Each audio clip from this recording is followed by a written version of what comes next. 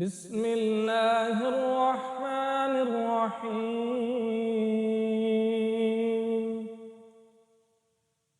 ألم تر كيف فعل ربك بأصحاب الفيل؟ ألم يجعل كيدهم في تضليل وأرسل عليهم طيرا أبابيل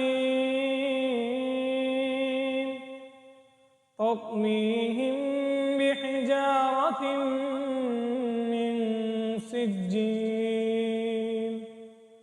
فجعلهم كعصف مأكول.